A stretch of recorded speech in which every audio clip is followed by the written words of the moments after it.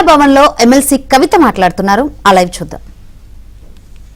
మేనిఫెస్టోలో కూడా చెప్పిండ్రు, ఏమని చెప్పిండ్రు, మహిళలకు 2500 ఇస్తామన్నారు. ఇవాళ సెక్రటేరియట్ లో విగ్రహం పెట్టినాం కాబట్టి మాకు 2500 ఎగ్గొడతారా అని మేము ముఖ్యమంత్రి గారిని సూటిగా ప్రశ్నిస్తున్నాం. ఇంకొక మాట ముఖ్యమంత్రి గారు చెప్తున్నారు, బీద తల్లిని పెట్టినాం, గ్రాండ్ గా ఉండే దేవతలాగా ఉండే తల్లిని తీసేసినామని చెప్తున్నారు. అంటే మీ ఉద్దేశం ఏంటిది? తెలంగాణలో కూలీ నాలి చేసుకునే బీద ప్రజలు ఎప్పటికీ కూలీలుగానే ఉండాలనా? వాళ్ళు గొప్పగా ఉండాలని అనుకోవద్దా?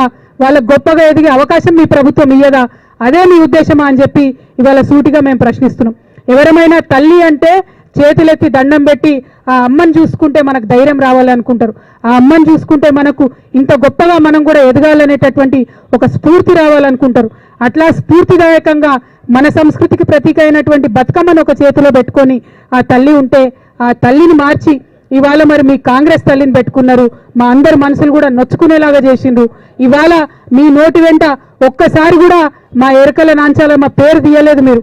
ఇవాళ మీ నోటి వెంట ఒక్కసారి కూడా బీద తెలంగాణ బీడి కార్మికుల పేరు తీయలేదు మీరు. ఇవాళ మీ నోటి వెంట ఒక్కసారి కూడా మా కమరోళ్ళ పేరు తీయలేదు, మా వడ్రంగి ఆడబిడ్డల పేరు తీయలేదు. మరి మీరు సామాన్యమైన మహిళల గురించి మాట్లాడుతున్నామంటే ఎట్లా నమ్మాలి మేమని చెప్పి సూటిగా మిమ్మల్ని ప్రశ్నిస్తా ఉన్నాం. సామాన్య మహిళలకు రావాల్సినటువంటి హక్కులు ఇవ్వండి, సామాన్య మహిళల్ని గౌరవించండి. ఉద్యమ కాలంలో ఏర్పడ్డటువంటి ప్రతీకలను అవమానించే పనిని పక్కకు పెట్టి సామాన్య మహిళలకు ఇచ్చినటువంటి హామీలన్నీ కూడా తీర్చాలని చెప్పి మేము మిమ్మల్ని డిమాండ్ చేస్తూ 100% సెక్రటేరియట్ లో పెట్టింది మీరు హస్తం గుర్తు ఉన్నటువంటి కాంగ్రెస్ తల్లే.